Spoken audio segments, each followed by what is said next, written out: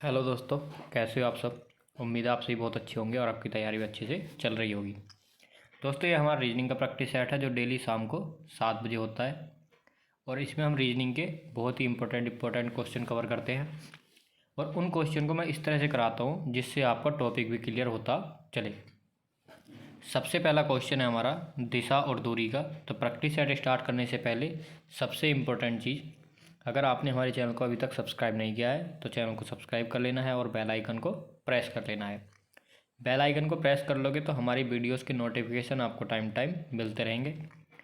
जो जॉब से related update होते हैं या आपकी जो वैकेंसी है, जो भी उससे रिलेटेड अपडेट होते हैं, वो मैं आपको टाइम टाइम देता रहता हूँ। और इन सारी वीडियोज़ की PDF के लिए आप हमारे टेलीग्राम ग्रुप को ज्वाइन कर सकते हैं। लिंक डिस्क्रिप्शन में दी हुई है, वहाँ से जा कर के आप उसको ज्वाइन कर सकते हो। तो सबसे पहले क्वेश्चन से स्टार्ट करते हैं। तो पहला क्वेश्चन है हमारा दिशा। तो दिशा से क्वेश्चन है। तो इस तरह के क्वेश्चन को करने का तरीका, प्रत्येक क्वेश्चन को करने का तरीका मैं बताता हूँ कि उस क्वेश्चन को किस तरह से करना है। तो इस क्वेश्चन को किस तरह से करना है या इस तरह के जो भी क्वेश्चन होते हैं, तो देखिए सबसे पहले हमको देख लेना है कि हमसे पूछा क्या गया है। तो वो पूछ रहा है कि वह अपने घर के संदर्भ में किस दिशा में है। तो अब देखिए मैंने आपसे क्यों बोला, अब इससे स्पष्ट होता है कि हमसे कोई भी दूरी नहीं पूछी गई है, सिर्फ दिशा पूछी गई है। तो हम उसको अनुमानतः दूरी ना लिख करके अगर दिशाओं में भी घुमाते रहेंगे तो आराम से हमारा आंसर निकल आएगा। तो इस तरह के क्वेश्चन को करने का सबसे पहला तरीका ये। और सेकंड स्टेप क्या होने वाला है, सेकंड स्टेप ये है कि क्वेश्चन को पढ़ते रहिए और उसको सोल्व करते रहिए। किस तरह से, तो चलिए मैं बताता हूँ किस तरह से। क्वेश्चन है, अपने घर से X उत्तर दिशा में 15 किलोमीटर चला। तो किस दिशा में चला, उत्तर दिशा में। तो देखिए मैं दिशा वही मानता हूँ जिस साइड को मेरा फेस होता है, मतलब जो दिशा जोन सी है उसको वही मानता हूँ। अन्यथा उत्तर हम ऊपर की तरफ मानते हैं, यानी कि इधर वैसे उत्तर माना जाता है। लेकिन वो आपका तरीका है, जिस तरीके से आप सोल्व करना चाहो, जैसे आपको आसान लगे। लेकिन मुझे यही आसान लगता है कि पूरब इधर है तो पूरब इधर ही मानता हूँ, दक्षिण इधर है तो इधर, चाहे मेरा फेस किसी भी साइड हो। तो चलिए करते हैं अपना क्वेश्चन स्टार्ट। उत्तर दिशा में 15 किलोमीटर, तो मेरे सामने इस टाइम उत्तर दिशा है, उत्तर दिशा की तरफ को फेस करके बैठा हूँ, तो इधर मेरी हो गई उत्तर दिशा और ये हमारा 15 किलोमीटर चला गया। फिर वह पूर्व की ओर मुड़ा और 10 किलोमीटर आगे गया। तो देखिए 10 किलोमीटर इसको आगे बढ़ा, जैसे जैसे कहता रहे वैसे वैसे हैंड टू हैंड करते चलना है। फिर वह दक्षिण की ओर मुड़ गया और 5 किलोमीटर चला। तो देखिए 5 किलोमीटर दक्षिण की तरफ चला गया। अंत में पश्चिम की ओर मुड़ते हुए वह आगे 10 किलोमीटर गया। इधर पश्चिम दिशा है और 10 किलोमीटर गया था पहले भी, तो 10 किलोमीटर तो यहाँ पर वो आ चुका है इस समय, यानी उसी रास्ते पर जिस रास्ते से वह गया था घूम फिर कर उसी रास्ते पर आ चुका है। अब कितनी दूर आ गया है, देखिए ये हमारा सबसे पहले 15 चला था, 5 इधर को चला है, तो ये वाली जो दूरी बची इस समय हमारी 10 किलोमीटर की दूरी बची है। वह अपने घर से के संदर्भ में किस दिशा में, दिशा पूछी है। तो देखिए इधर उत्तर दिशा है, यहाँ उसका घर था, घर से चला था उत्तर दिशा की तरफ, तो घर से इस समय भी वह उत्तर दिशा की तरफ ही है, ऑप्शन नंबर ए। अगर पूछता कि घर के संदर्भ में कितनी दूरी पर किस दिशा में, तो 10 किलोमीटर हमारा उत्तर दिशा में है, हमसे सिर्फ दिशा पूछी गई है। अगला क्वेश्चन देखते हैं कि अगले क्वेश्चन हमसे क्या पूछने वाला है। तो नेक्स्ट क्वेश्चन है आपका, 4 किलोमीटर चलने के बाद, 4 किलोमीटर किधर चले कुछ नहीं पता, X दाईं ओर मुड़ गया और 3 किलोमीटर चला। अब जब नहीं बता रहा है तो हम चला लेते हैं। माना कि हमने उत्तर दिशा में चला गया, उत्तर दिशा में 4 किलोमीटर चलने के बाद दाईं ओर मुड़ गया, तो दाईं ओर मुड़ गया और 3 किलोमीटर चल गया, तो हमने 3 किलोमीटर उसको चला दिया। उसके बाद बाईं ओर मुड़ा और आगे 5 किलोमीटर गया, तो बाईं ओर मोड़कर 5 किलोमीटर चला चुके हम। अब ये बोल रहा है कि अंत में वह उत्तर की ओर बढ़ रहा है। तो देखिए इसी दिशा में उसने स्टार्ट किया था चलना और अभी भी इसी दिशा में चल रहा है, तो इसके कहने का मतलब है कि जब अब उत्तर दिशा में चल रहा है तो पहले भी उत्तर दिशा में ही गया था। तो उसने किस दिशा से यात्रा शुरू की, तो क्या आंसर आएगा, उत्तर, यानी कि ऑप्शन नंबर ए ही आपका करेक्ट हो जाएगा। नेक्स्ट क्वेश्चन की बात करते हैं। नेक्स्ट क्वेश्चन भी आपका दिशा और दूरी से ही है, इसमें 4 ऑप्शन दिए गए हैं। तो सबसे पहले हमको अपना क्वेश्चन सॉल्व करना है और ऑप्शन देखने हैं बाद में। ऑप्शन में आपको दिखाई चुका हूँ, उसने दिशा और दूरी दोनों पूछा है। एक घर से निकलकर 10 किलोमीटर उत्तर की ओर चलता है, तो देखिए 10 किलोमीटर हमने उत्तर की ओर चला दिया। फिर वह दाएं मुड़कर 5 किलोमीटर चलता है, तो दाएं मुड़कर 5 किलोमीटर चला, और फिर दाएं मुड़कर 10 किलोमीटर, तो फिर से दाएं मुड़कर 10 किलोमीटर चल जाता है। उसके बाद वह बाएं मुड़कर 10 किलोमीटर जाता है, तो ये हमारा 10 किलोमीटर चल गया। सीधे घर पहुंचने के लिए उसे किस दिशा में कितने किलोमीटर चलना होगा, तो 10 ये वाली और 5 ये वाली, तो 15 किलोमीटर चलना होगा। और ये दिशा है हमारी पश्चिम, तो किस दिशा में चलना होगा, पश्चिम दिशा में 15 किलोमीटर। तो ऑप्शन नंबर हमारा बी वाला करेक्ट हो जाता है यहाँ पर, 15 किलोमीटर पश्चिम। इसी तरह से आपको सारे क्वेश्चन करने हैं दिशा और दूरी वाले। इसी तरह यानी किस तरह, साथ के सबसे पहले देखना है कि पूछा क्या गया है, उसके बाद जैसे जैसे क्वेश्चन बोलता रहे हैंड टू हैंड उसको सोल्व करते चलिए। नेक्स्ट क्वेश्चन है, रात के 9 बजे घंटे की सुई उत्तर की ओर होती है, सुबह 6:30 बजे मिनट की सुई किस दिशा की ओर होगी। इस क्वेश्चन को करने का सबसे आसान तरीका, सीधे सीधे घड़ी बना लो। अब देखिए ये हमारी घड़ी है, यहाँ पर 12 होते हैं, यहाँ पर 6, तो यहाँ पर 6 लिख लिया, यहाँ पर 3 और यहाँ पर 9 और इधर लिख लिया हमने 12।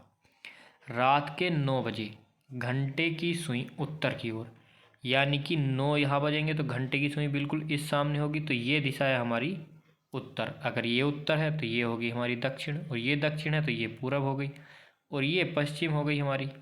आप समझ सकते हो। तो ये पूछ रहा है कि सुबह 6:30 बजे मिनट की सुई, जब 6:30 बजे है तो मिनट की सुई सुबह हो शाम हो किसी भी समय हो, साढ़े का मतलब और मिनट की सुई तो 6 पर ही होगी। तो 6 कौन सी दिशा, तो ये पूछ रहा है कि किस दिशा की ओर होगी। तो देखिए सुई जो हमारी दिशा बताएगी वो बताएगी हमारी पश्चिम दिशा। तो हमारा राइट आंसर हो जाएगा ऑप्शन नंबर सी, 61 का ऑप्शन नंबर सी, यानी कि पश्चिम दिशा। बढ़ते हैं नेक्स्ट क्वेश्चन की तरफ। सभी क्वेश्चन को इतना आसान बना दूंगा आपके लिए, सभी क्वेश्चन को करने का तरीका बताऊंगा, सॉल्व करके दिखाऊंगा, और टाइम मैनेजमेंट भी सिखाऊंगा कि टाइम कैसे बचाना है आपको अपनी परीक्षा में। इस तरह के क्वेश्चन को करने का तरीका देखिए, सबसे पहले और सबसे महत्वपूर्ण चीज़ निर्देश। जब आपसे निष्कर्ष वाले क्वेश्चन पूछता है, तर्क और निष्कर्ष वाले क्वेश्चन, तथ्य वाले क्वेश्चन, या इससे रिलेटेड जो भी क्वेश्चन आपसे पूछता है, सबसे पहले निर्देश पढ़िए। निर्देश पढ़ने से क्या होगा वो भी मैं आपको बताऊंगा। 2 तरह के सवाल पूछता है, एक में आपको पाबंदी लगा के देता है कि जो कथन दिया है उसके बाहर कुछ नहीं सोचना है, उसी को सत्य समझना है, हालांकि वह गलत प्रतीत हो। आपकी जो सामान्य वातावरण है, अगर उस हिसाब से अगर कहता है कि आम के पेड़ पर सेब लगते हैं तो आपको वही सच मानना होगा, जबकि आम के पेड़ पर आम लगते हैं और सेब के पेड़ पर सेब। तो निर्देश यही बताने का काम करता है कि हमको दिमाग लगाना है या नहीं। एक में पाबंदी देगा और एक में आपको खुली छूट देगा कि आप खुद से भी सोच सकते हो। अब देखना यह है क्या हम इस क्वेश्चन में सोच सकते हैं, किससे पता चलेगा, निर्देश से। तो पढ़िए निर्देश। प्रश्न में एक कथन और उसके बाद 2 निष्कर्ष 1 और 2 दिए गए हैं। आपको इस कथन को सत्य मानना होगा, भले ही यह आमतौर पर ज्ञात तथ्यों से अलग प्रतीत होता है। तो देखिए बिल्कुल पाबंदी लगा कर दी गई है कि कथन को सत्य ही मानना है, भले ही आमतौर पर गलत हो। बस इतना निर्देश आपके लिए काफ़ी है। क्वेश्चन की तरफ चलते हैं। क्वेश्चन है आपका, गुणवत्ता का मूल्य होता है। गुणवत्ता होती है किसी चीज़ की और गुणवत्ता का मूल्य होता है। भारत शिक्षा के लिए बहुत सारी निधि आवंटित कर रहा है। बात कर लेते हैं निष्कर्ष की। कथन आपको समझ आ ही गया होगा कि कथन क्या कहना चाहता है। तो देखिए भारत में शिक्षा की गुणवत्ता जल्द सुधर जाएगी। तो देखिए भारत शिक्षा के लिए बहुत सारी निधि आवंटित कर रहा है, तो इसका मतलब ये नहीं है कि बहुत जल्द भारत में शिक्षा की गुणवत्ता सुधर जाएगी, तो बिल्कुल गलत बात। अकेले वित्त पोषण शिक्षा की गुणवत्ता में वृद्धि कर सकता है। जहाँ पर आपसे अकेले, केवल, सिर्फ इस तरह के शब्द देता है तो वो आपके कथन गलत होते हैं, क्योंकि सिर्फ वित्त पोषण से ही शिक्षा की गुणवत्ता में वृद्धि हो सकती है, बिल्कुल गलत बात। अन्य रीजन से भी हो सकती है। आप बोलोगे कि हमको अपना दिमाग नहीं लगाना है, तो यहाँ पर आप देख सकते हो कि बात की गई है भारत शिक्षा के लिए निधि आवंटित कर रहा है, लेकिन ये नहीं बताया गया है कि उससे शिक्षा की गुणवत्ता में वृद्धि होगी या नहीं। सिर्फ ये बताया गया है कि गुणवत्ता का मूल्य होता है, वृद्धि, ह्रास, ये कुछ नहीं बताया गया है। तो आपका ऑप्शन दिखा देता हूँ मैं आपको। तो देखिए यहाँ पर दिया गया है केवल एक अनुसरण करता है, तो बिल्कुल नहीं। दूसरा ये भी नहीं, दोनों नहीं, न तो एक और न ही दो निष्कर्ष अनुसरण करते हैं, दोनों के दोनों गलत। नेक्स्ट है आपका एक कथन और उसके बाद दो तर्क 1 और 2 दिए गए हैं। आपको इस कथन को सत्य मानना होगा, भले ही ये आमतौर पर ज्ञात तथ्यों से अलग प्रतीत हो। फिर से वही बात बताई गई है आपको। तो इस बार आपको कथन और तर्क में जवाब देना है। पिछली बार कथन और निष्कर्ष में दिया था आपने। कथन है आपका, क्या राज्य द्वारा संचालित लॉटरी को बंद करना चाहिए? अब आपको बताना है हाँ और ना में जवाब देना है। उसके कारण आगे दिए गए हैं। सबसे पहला आपका तर्क है नहीं, यानी कि मना किया जा रहा है कि राज्य द्वारा संचालित लॉटरी को बंद नहीं करना चाहिए। क्यों? सरकार को राजस्व प्राप्त नहीं होगा। तो देखिए अब आप यहाँ पर देख सकते हो, राज्य द्वारा संचालित लॉटरी को बंद करना है, तो सरकार को राजस्व प्राप्त होगा या नहीं होगा? क्या सिर्फ और सिर्फ लॉटरी से ही राजस्व मिलता है? तो बिल्कुल गलत तर्क है, बिल्कुल गलत, साफ साफ गलत। दूसरा तर्क है हाँ, सरकार को जुए को बढ़ावा नहीं देना चाहिए। तो क्या गलत बात है या सही? अगर लॉटरी चलेगी तो लॉटरी एक जुआ ही है, क्योंकि जिसमें हार और जीत निश्चित ना हो वो एक जुआ ही होता है। यहाँ पर आप आंखें बंद करके विश्वास करते हो। तो केवल और केवल तर्क 2 सही है और पहला वाला गलत, यानी केवल तर्क 2 मजबूत है। नेक्स्ट क्वेश्चन भी आपका तर्क और निष्कर्ष से है। यहाँ पर 2 कथन और उसके बाद 3 निष्कर्ष दिए गए हैं। आपको इन कथनों को सत्य मानना होगा, भले ही यह आमतौर पर अलग प्रतीत हो। आपका कथन है एक्स द्वारा लिखी गई सभी पुस्तकें पाठ्य पुस्तकें हैं। उनकी कुछ पुस्तकें ABC पब्लिशिंग कंपनी द्वारा प्रकाशित की गई हैं। निष्कर्ष देख लेते हैं। सबसे पहला निष्कर्ष है ABC प्रकाशन कंपनी केवल पाठ्य पुस्तकों को प्रकाशित करती है, तो बिल्कुल गलत बात। तो यहाँ पर आप देख सकते हो कि बोला गया है कि प्रकाशन कंपनी केवल पाठ्य पुस्तकों को प्रकाशित करती है, जबकि यहाँ पर दिया गया है एक्स द्वारा लिखी गई सभी पुस्तकें पाठ्य पुस्तकें हैं। उनकी कुछ पुस्तकें ABC कंपनी प्रकाशित करती है, और आपसे बोल रहा है कथन में कि सिर्फ पाठ्य पुस्तकें प्रकाशित करती है, तो बिल्कुल गलत बात है। सिर्फ और सिर्फ पाठ्य पुस्तकें प्रकाशित नहीं करेगी, ऐसी कोई बात आपसे नहीं बताई गई है। नेक्स्ट है, अगर आपसे कहता कि एक्स द्वारा लिखी गई पुस्तकें पाठ्य पुस्तकें सिर्फ पाठ्य पुस्तकें हैं, तो बिल्कुल सही हो जाता, क्योंकि सभी पुस्तकें पाठ्य पुस्तकें हैं, तो एक्स द्वारा सिर्फ पाठ्य पुस्तकें ही लिखी गई। दूसरा है आपका एक्स द्वारा लिखी गई कुछ पाठ्य पुस्तकों को ABC पब्लिशिंग कंपनी के अलावा अन्य प्रकाशकों द्वारा प्रकाशित किया गया। तो देखिए अन्य किसी प्रकाशक की बात नहीं की गई, तो इसलिए यहाँ पर आपका गलत हो जाता है। तीसरा, ABC पब्लिशिंग कंपनी एक्स द्वारा लिखे गए कुछ महत्वपूर्ण सिद्धांतों को प्रकाशित करती है। तो देखिए एक्स द्वारा तो पाठ्य पुस्तकें लिखी गई है, ना कि सिद्धांत। तो आपके इस तरह से तीनों के तीनों गलत हो जाते हैं। तो यानी यहाँ पर ऑप्शन नंबर डी करेक्ट होगा कि तीनों में से कोई भी अनुसरण नहीं करता। नेक्स्ट क्वेश्चन है आपका, निम्नलिखित शब्दों में से किस शब्द के अक्षर अंग्रेजी वर्णमाला के क्रम अनुसार है? तो यानी अंग्रेजी वर्णमाला का क्रम क्या होता है? ABCDEFG, इस तरह से Z तक। तो देखिए यहाँ पर आप देख सकते हो BELIEUE। तो जैसे ही आप देखोगे कि क्या L के बाद E आएगा? नहीं आएगा। तो सारे के सारे मत देखिए। इसी तरह से आप देख लीजिए, क्या S के बाद E आएगा? बिल्कुल गलत बात। वीफी और एरियस 2 बचे हैं आपके। तो अब आप देख सकते हो B के बाद E आता है, E के बाद F और F के बाद बाई। तो बिल्कुल सही है, लेकिन आप एक बार चेक कर सकते हो D वाले को भी। तो देखिए आप देख सकते हो R I से पहले नहीं आता, I बाद आर आता है आई के बाद, आर आई से पहले नहीं आएगा, बाद में आएगा, इसलिए ये गलत है। नेक्स्ट क्वेश्चन है नाइटिंगेल के शब्द, नाइटिंगेल शब्द जो है इसके अक्षर द्वारा कौन सा शब्द का गठन नहीं किया जा सकता। तो देखिए आपको सिर्फ एक अक्षर पकड़ना है ऐसा जो इसमें ना हो, लाइट, थिंग, एंगल और ईगल। अब इस तरह के क्वेश्चन को करने का तरीका ये है, पहले सारे ऑप्शन पढ़ लीजिए एक बार, और जो आपको शब्द दिया गया है उसको बहुत ध्यान से पढ़िए। तो जैसे ही आप ईगल पढ़ोगे तो आप देखोगे ईगल में 2 बार ई आ रहा है और नाइटिंगेल में सिर्फ 1 बार।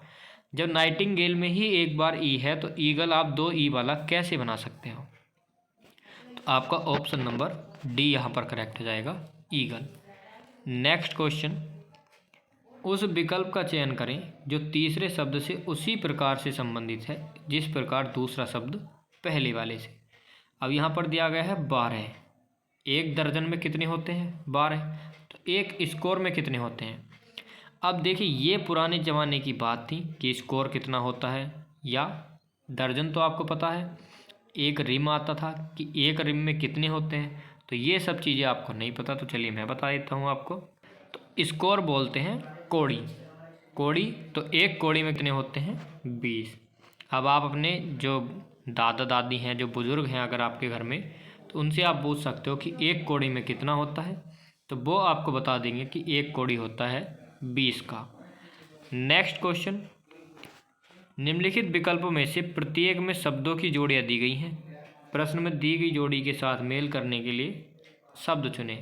यानी ठेकेदार अगर इमारत से संबंधित है तो देखिए ठेकेदार इमारत बनाने का कार्य करता है, तो उसी प्रकार गाय अस्तबल बनाती है, गलत बात, रहती है।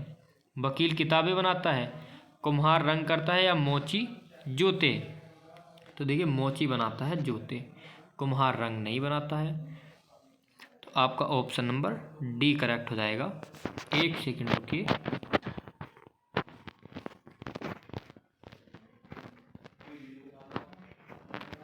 नेक्स्ट क्वेश्चन है आपका ए बी अनुपात डी एच समानुपात डी ई और अनुपात क्वेश्चन मार्क। तो बताना है इस क्वेश्चन मार्क के स्थान पर क्या आने वाला है। तो देखिए जब आप देखोगे ए बी डी एच, अगर ए से आप डी तक जाते हो तब आपको क्या करना पड़ेगा, ए का कोड होता है 1, डी का कोड होता है 4, तो यानी 1 × 4। अब आपको बी से एच तक जाना है, तो क्या बी का 2 और एच का कितना होता है, क्या एच का 8 होता है, क्योंकि 2 की मल्टीप्लाई अगर 4 से करें तो 8 आएगा, तो बिल्कुल सही बात, एच का 8 होता है। अब आपको देख लेना डी और ई से, तो डी का कोड क्या होता है, तो डी का कोड होता है हमारा 4 और ई का कोड होता है 5। इसी तरह से यहाँ पर करके देख लेना है, 4 चौक 16, तो 16 पे क्या आता है हमारा, 16 पे आता है पी, और 5 को जब 4 से मल्टीप्लाई करें तो 5 चौक 20, 20 पे आता है आपका टी। तो क्या हमारे ऑप्शन में पी और टी दिए गए हैं, बिल्कुल दिए गए हैं, यानी ऑप्शन नंबर बी। तो यही आपका तरीका इसमें लग जाएगा। इस तरह के क्वेश्चन को देखिए जितनी ज़्यादा प्रैक्टिस आप करोगे उतनी ही आसानी से इनको समझ पाओगे। प्रैक्टिस नहीं करोगे तो ये क्वेश्चन आप सॉल्व नहीं कर पाओगे। इसमें सिर्फ और सिर्फ पकड़ने की बात होती है, जितनी कैचिंग पावर आपकी अच्छी होगी उतनी जल्दी आप ये क्वेश्चन सॉल्व कर सकते हो। नेक्स्ट क्वेश्चन भी यही है कि उस विकल्प का चयन करें जो तीसरे पद से उसी प्रकार संबंधित है जिस प्रकार दूसरा पद पहले पद से। मैजिक को इस तरह से कोड किया गया है, तो उसी प्रकार से बिच को कोडिट करना है। तो आप देख सकते हो एम में अगर आप +1 करोगे यानी एम के बाद एन आता है, और ए के बाद 1 छोड़ दिया गया है यानी कि बी के बाद सी, और जी के बाद 2 छोड़ दिए गए हैं एच और आई, यानी कि प्रत्येक बार 1 छोड़ा जा रहा है। तो आप इसको इस तरह से भी कर सकते हो, अगर आपको इनके कोड याद हैं तो आप इनके कोड लिखकर भी कर सकते हो। जिस तरह से एम का कोड 13, ए का कोड होता है हमारा 1, जी का कोड होता है 7, आई का कोड होता है 9, सी का कोड होता है 3, एन का कोड 14, सी 3, जे 10, एम 13, एच 8।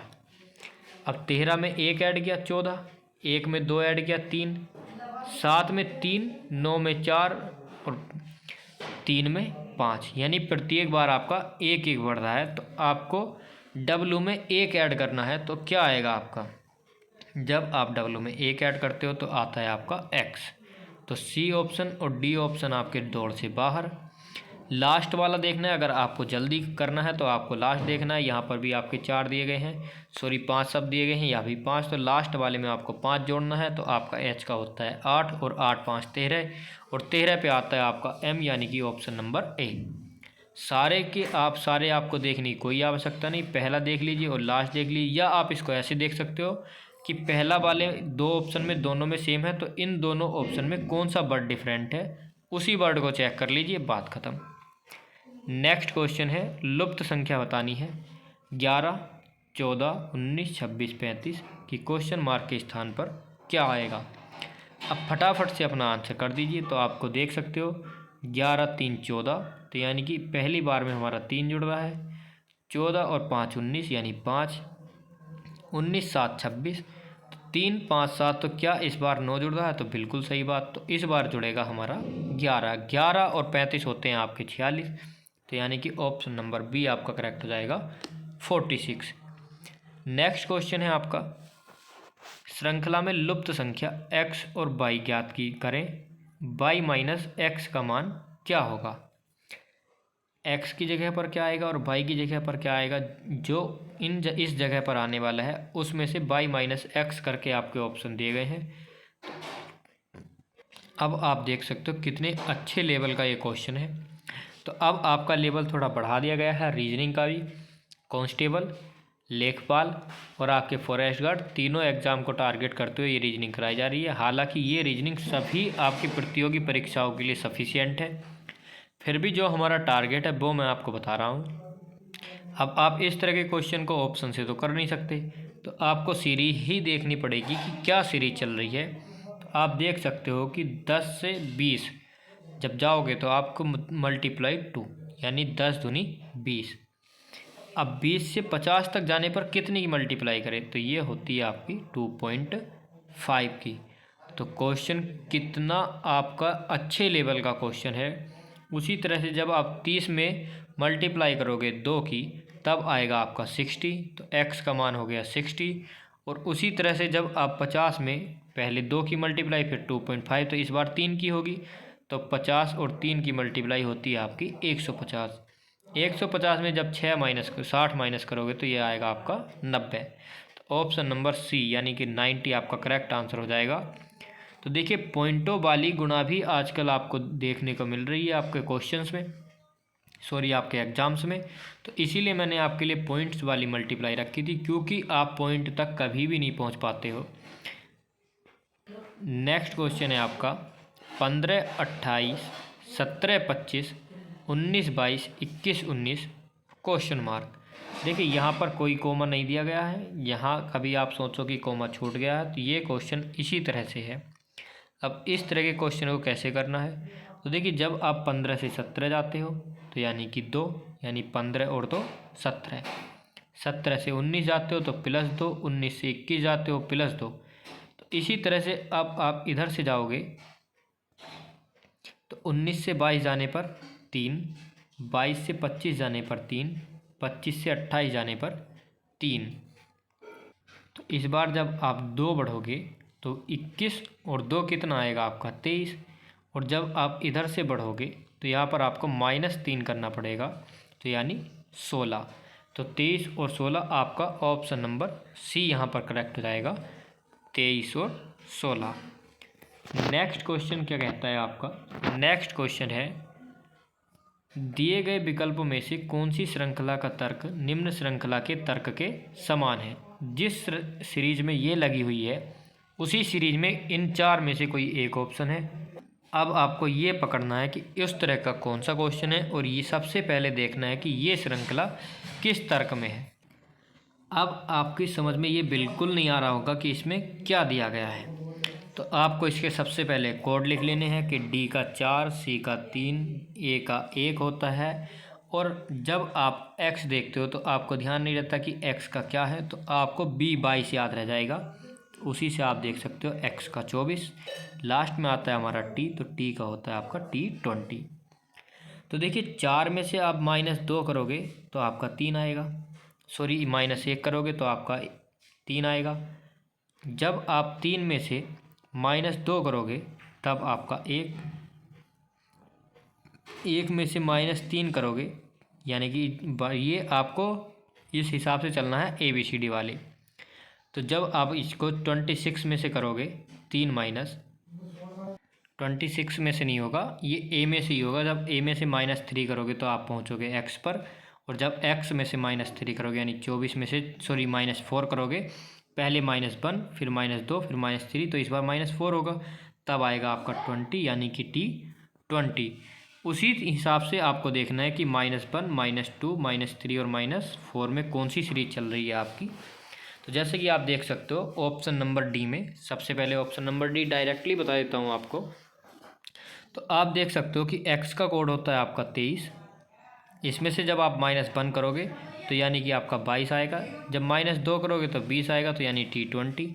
फिर जब आप -3 करोगे तो आएगा आपका 17, तो क्यू पे आपका 17, और 17 में से -4 तो 13, 13 पे आता है आपका M। तो ऑप्शन नंबर डी आपका बिल्कुल करेक्ट है।